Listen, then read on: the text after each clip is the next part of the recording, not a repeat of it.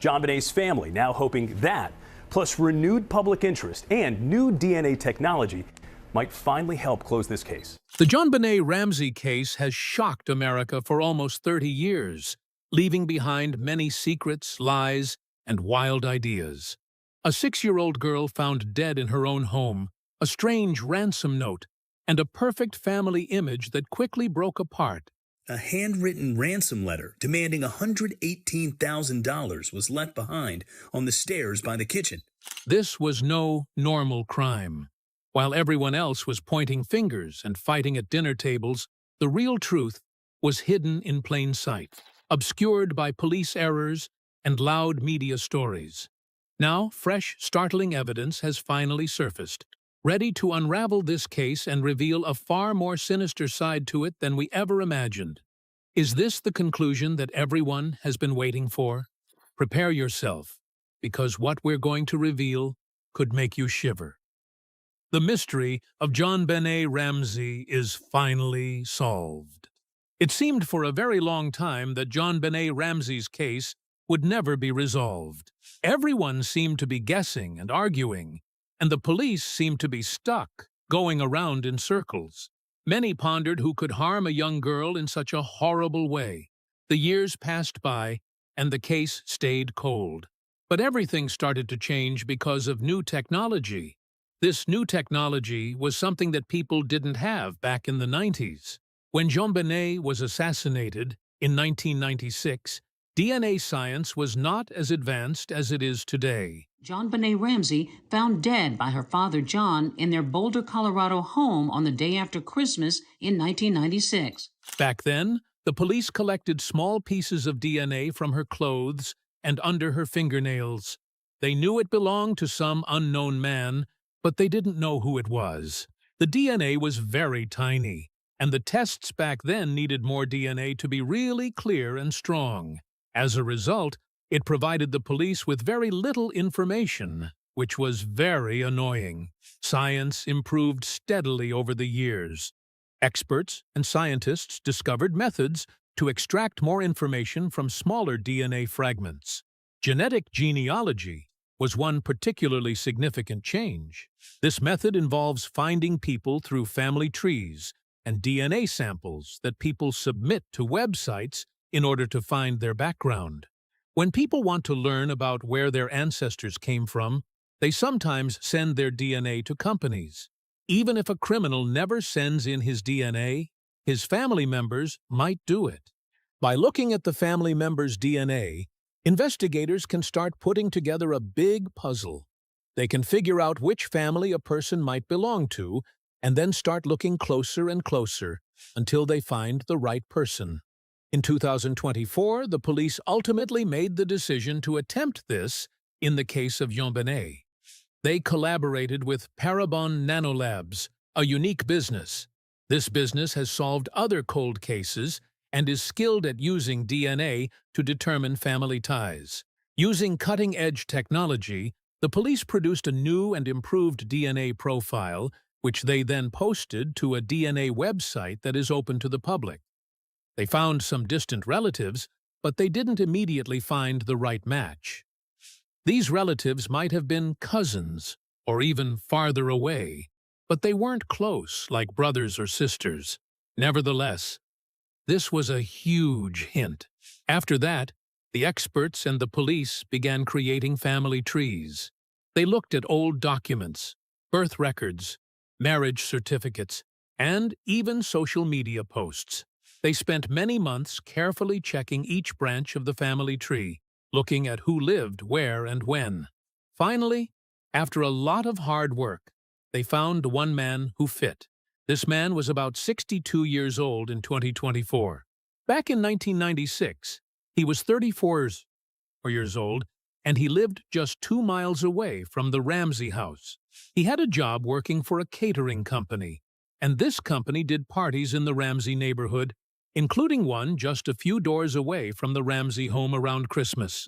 Now that this long-hidden suspect has finally been uncovered, what new evidence has come to light to connect him to that tragic night? Let's learn more. A hidden suspect finally found. This man had never been a suspect before. Nobody had ever thought about him. He had a few crimes on his record, like burglary and fraud, but they were not violent crimes. No one thought he was dangerous to kids. That's why the police had never talked to him. After the assassination, he moved away from Colorado. He went to Arizona, then Nevada, then Texas, and later to Washington State. He kept moving from place to place, maybe trying to start over or maybe to hide. The police secretly collected his DNA by taking things he had thrown away, like a coffee cup or a cigarette butt. They tested this DNA, and it matched the DNA from JonBenet's clothes exactly. The chance that it belonged to someone else was so tiny, it was almost impossible.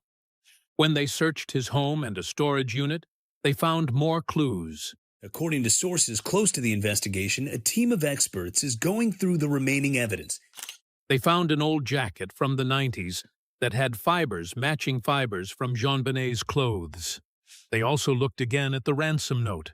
With new software, they found patterns in the handwriting that matched samples from this man's old job records. Right now, no one knows if he really knew the Ramsey family personally. Maybe he just learned about them from working nearby, or saw them at a party. He might have known they were leaving town after Christmas and thought he could sneak in. Before they officially arrest him, the personnel cross-checking facts are working really hard today to make sure they have all the proof they need. After years of waiting and sadness, this news gives JonBenet's family new hope and a little light. How did the shocking events on that cold December morning truly unfold? And why did the investigation fall apart so badly? Keep watching for more. The day everything changed. JonBenet's death and the broken investigation. JonBenet Ramsey's tragic death on December 26, 1996, is a day that shocked the world and altered everything for her family. Her mother, Patsy Ramsey, discovered a lengthy, peculiar handwritten ransom note on the stairs of their large home on a chilly morning shortly after Christmas. Unlike most ransom notes, this one was lengthy, roughly 2.5 pages and extremely detailed. It requested precisely $118,000, which was nearly equal to John Ramsey's annual work bonus. This immediately gave the impression that it was highly suspicious. When Patsy read the note, she realized that JonBenet was missing. She quickly called the police, feeling scared and not knowing what else to do. The police came to the house to check everything, but they first thought it was just a kidnapping, so they did not treat the whole house like a crime scene. Instead, they only blocked off JonBenet's bedroom. Because of this, family members and friends were walking around everywhere in the house, which could have messed up important evidence. Later that same day, John Ramsey, JonBenet's father, found her body in the basement of their house. She was only 6 years old. Her little body showed she had been hurt badly. Her skull was fractured, and she had been strangled using a homemade garrote made from a cord and part of a paintbrush that belonged to her mother. Even though it looked like there had been a sexual maltreatment, experts did not find strong evidence to say there was actual rape. The official cause of her death was asphyxia by strangulation, along with a serious head injury, showing clearly that someone had assassinated her. JonBenet was later buried at St. James Episcopal Cemetery in Marietta, Georgia. She was laid to rest beside her half-sister Elizabeth, who had sadly died in a car accident 4 years before.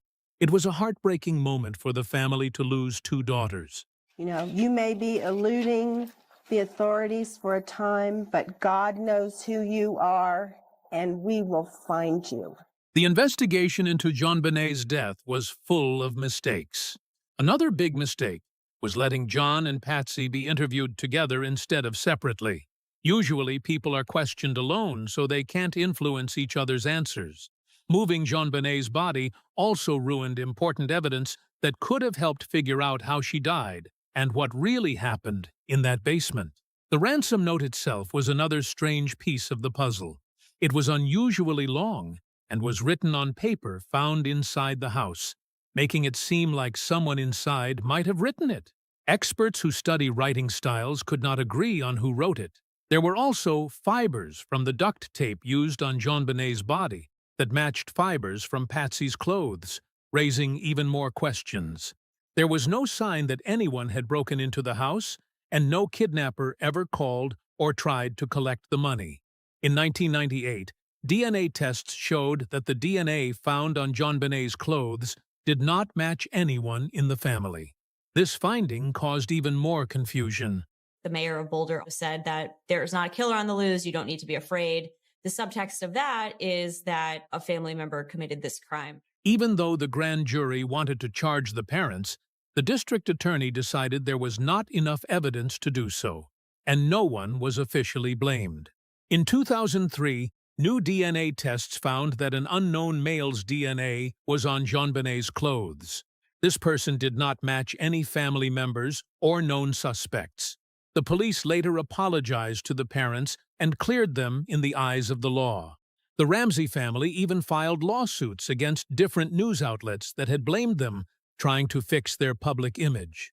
Some believe that if the crime scene had been fully secured and modern DNA tests used earlier, the true killer might have been identified, and the mystery of JonBenet's death finally solved. Beyond all the theories and questions about what really happened that night, who was JonBenet Ramsey before this tragedy? Let's find out. Burke's long silence and JonBenet's bright spirit. People talked about this case, shared ideas, and thought about who the real killer was for almost 30 years. Burke Ramsey, JonBenet's older brother, who was just 9 years old when she passed away, was also a thought. He refused to speak to the media and remained silent for a very long time. Some people started making theories about him, even though he was never charged or officially suspected. Recently, after 28 years, Burke finally decided to talk. Now, in his late 30s, he shared how losing his sister changed his whole life. He explained JonBenet as a happy, satisfied girl who brought laughter and light into their home. The next thing I remember, and my dad came and told me, JonBenet is in heaven now, and he started crying. Then I started crying. He also talked about how hard it was to grow up with people always making up stories and blaming his family. He explained the experience of bearing that sadness and how it controls his present self. Burke criticized how the investigation was handled and also stated that his parents should not have been interviewed together. He said he still doesn't understand the ransom note and finds it frustrating that no one knows for sure who wrote it. He supports using new DNA technology to look at every piece of evidence again, hoping to find the real answers. He shared that he wants justice for his sister, not just to protect himself, but to bring peace to his family and help everyone finally know the truth. He also defended his parents, saying they were under huge emotional stress. I think they genuinely believed that the killer was a Ramsey. Once that narrative had been laid down in the police mind, and did not know how to handle the terrible situation. He said they were suffering from losing their daughter and being accused at the same time. Burke's words have made many people interested in the case again. Right now, the police, lawyers, and fans of true crime are talking about his interview and making up ideas about the chances of new clues that might help solve the case. Although it doesn't solve the case, his claims give a personal and deep idea to a story that has long been full of crazy ideas and gossip. At the core of this tragic story is JonBenet's own happy life. Before all of this, she was a lively little girl with a big smile.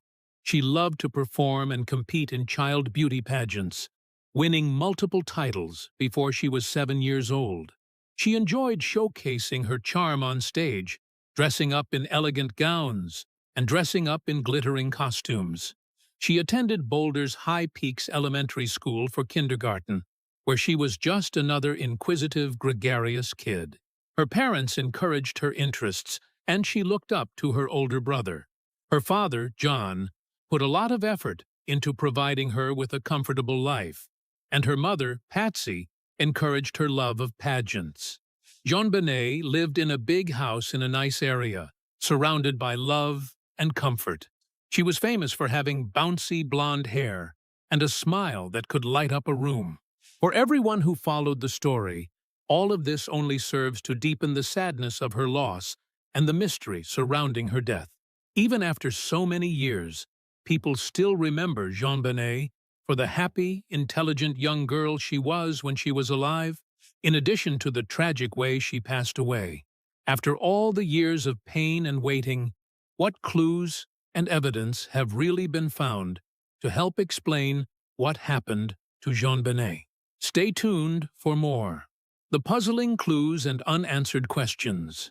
In JonBenet's case, on the day JonBenet was found, her father, Mr. Ramsey, took another look around the basement by himself.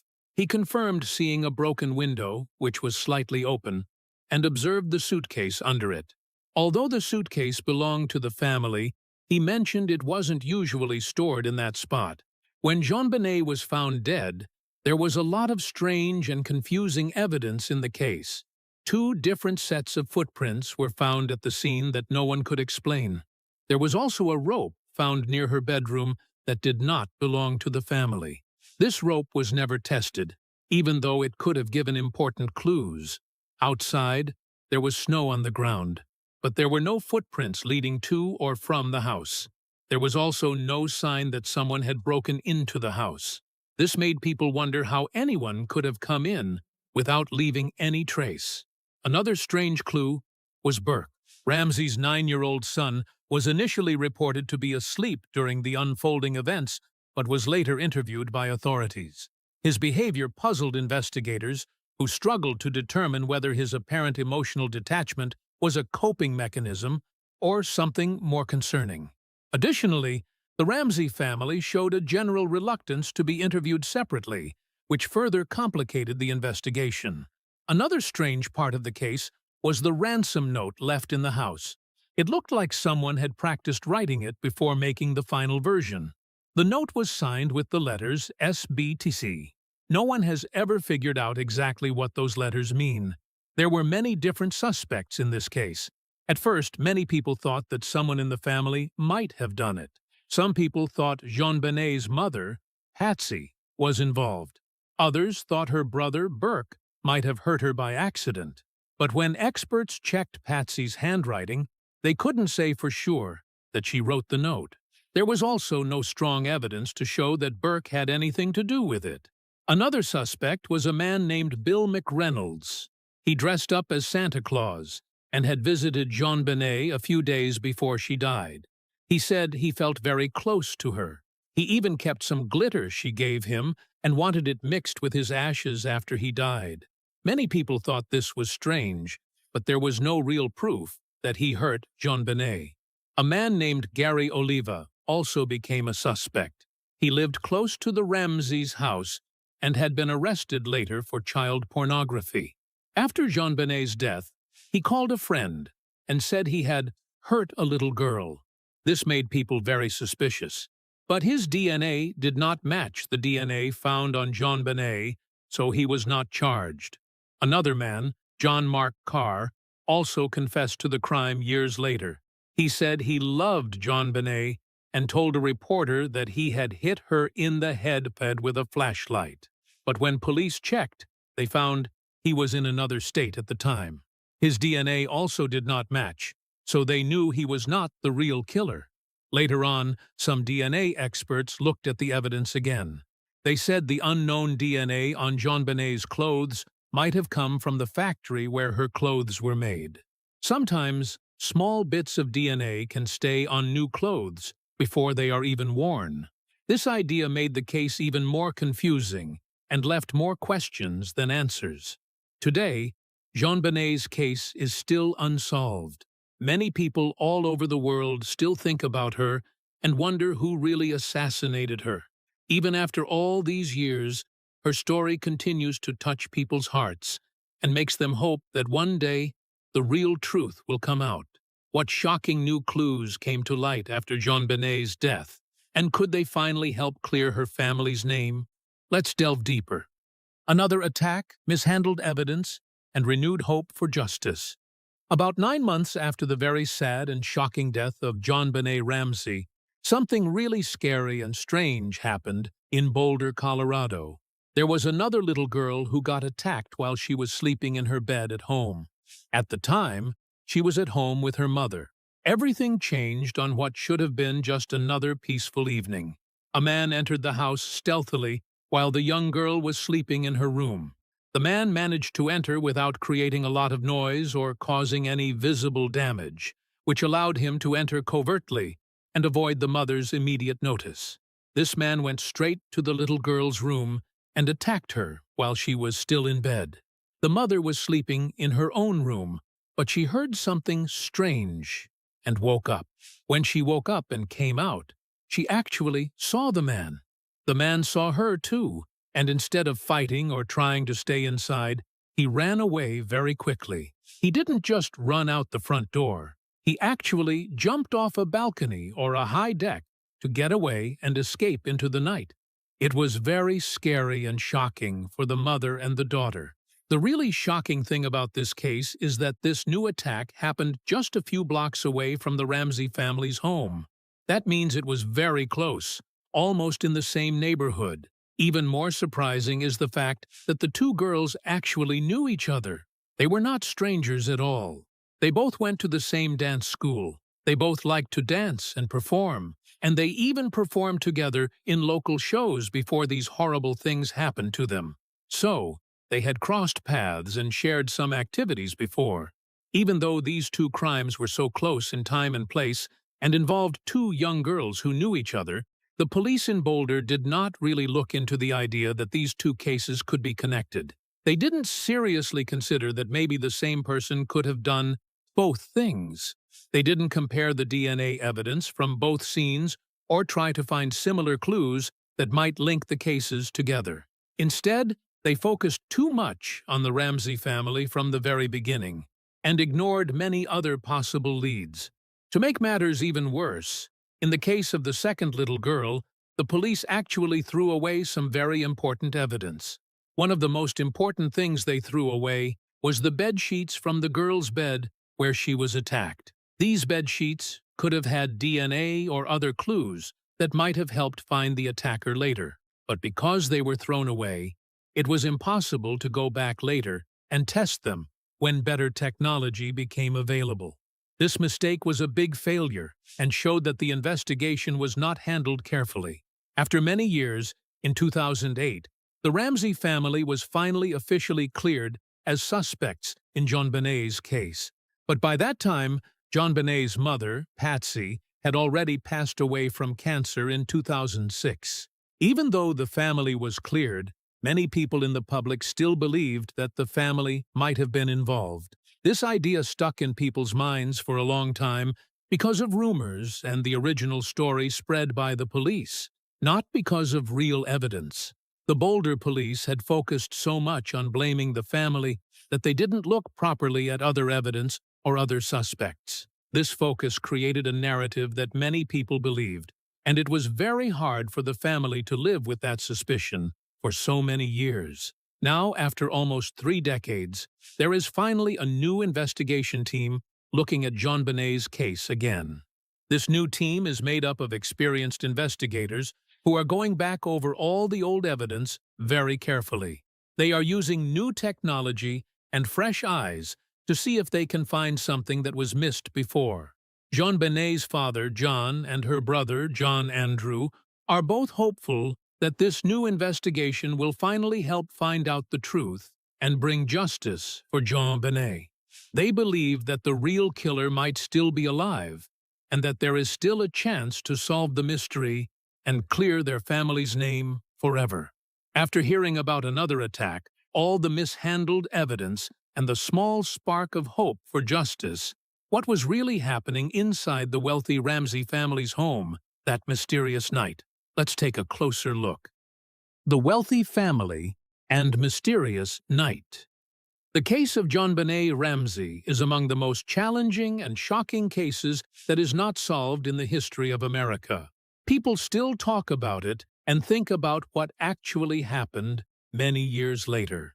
This sad story involves a young girl, a very rich family, strange clues from neighbors, and her parents' behavior that made people think. Also, there were problems between the local police and the district attorney's office, which made the investigation even harder and more complicated. JonBenet's father, John Ramsey, was a successful businessman. He was the president of a company called Access Graphics. This company did so well that it made around $1 billion in gross revenue. Because of this success, John won the title of Entrepreneur of the Year in 1995 from the Boulder Chamber of Commerce. This big success made the Ramsey family look very rich. They lived in a large, fancy house with 3 floors in Boulder, Colorado. Even though they looked rich from the outside, John later said that they did not see themselves as rich. He said he kept working hard and never felt like he was super wealthy. Still, many people thought they were rich and spoiled, and the media also talked about them in this way. On the night of JonBenet's death, some neighbors saw and heard strange things. One neighbor said she heard a very loud scream. She called it the longest and most scary scream she had ever heard. She thought the scream came from JonBenet. She felt worried, but also thought the parents would take care of it since they were at home. Another neighbor said he saw faint lights moving around inside the Ramsey kitchen late at night. This brings up a theory that Burke might have gotten into a fight with his sister over some pineapple she ate, and accidentally hurt or even killed her. According to these theories, John and Patsy then covered up for their son by staging the scene to look like a home invasion. However, these theories fail to account for the DNA of an unknown male found on JonBenet's clothing. So after knowing about the family's wealth and that strange night, what odd behaviors and investigation problems came next? Let's take a closer look. Suspicious behavior and investigation problems. JonBenet's autopsy report showed undigested food in her stomach that appeared to be fruit or vegetables, possibly pineapple, suggesting she had eaten it shortly before her death. On the day her body was found, photos of the house revealed a bowl of pineapple with a spoon sitting on the kitchen table. However, both John and Patsy claimed they didn't remember placing the bowl there or feeding JonBenet that night. Investigators later reported that Patsy Ramsey's fingerprints were found on the bowl. John and Patsy Ramsey acted in ways that many people thought were strange after they realized JonBenet was missing. Patsy called 911 early in the morning at around 5:52 a.m. on December 26, 1996. When the police arrived, they noticed that John and Patsy did not stay close to each other. Instead, they avoided each other and did not offer consolation, which is not what most parents would do when their child suffers a traumatic event. When John later found JonBenet's body in the basement, he picked her up and brought her upstairs. Many people think he did this to hide something, while others believe he was just a sad and shocked father trying to help his daughter. In interviews, John said he thought maybe he could still save her, or that it was just his first reaction to hold her. There were also big problems between the Boulder Police Department and the district attorney's office. On one hand, A. James Kolar, a lead investigator for the district attorney's office, said that more male DNA was also found on both the cord and the paintbrush, evidence that Boulder District Attorney Mary Lacey never publicly addressed. Kolar explained that in total, 6 separate DNA samples from unknown individuals were identified during testing. Former FBI profiler Candice DeLong believes that the consistent appearance of the same DNA in multiple locations strongly suggests it belonged to the person responsible. On the other hand, the district attorney's office wanted to look at all possible suspects, which included the parents, although there was not enough strong proof to arrest John and Patsy. These problems and disagreements between the police and the DA made the case even more confusing. It made it hard to make progress and find the truth. Because of the many mistakes, lost evidence, and how to weakened different opinions among investigators, The real story of what happened to JonBenet remains a mystery. The Ramsey family's wealth and public image also played a big part in how the case was seen by people and the media. Many people thought that because they were rich, they might have been able to avoid being charged or treated differently. Others believed they were unfairly judged just because they had money and were in the public eye. In the end, JonBenet Ramsey's case shows how important it is to handle crime scenes carefully and to avoid jumping to conclusions too fast. It also shows what can happen when police and other law officers do not work well together. Today, the case is still unsolved. Many people continue to wonder who assassinated JonBenet and why. Her story reminds us of a young girl with a bright future who lost her life too soon, and a family that will always live with questions and pain. The case remains one of the most talked about mysteries, and people still hope that one day the truth will finally come out. What do you think about the mystery surrounding JonBenet Ramsey's death? Share your thoughts in the comments section below. Thank you for watching this video. We hope you found it interesting. Don't forget to like and subscribe. Click the next video shown on your screen to catch up on your favorite celebrity stories. See you there.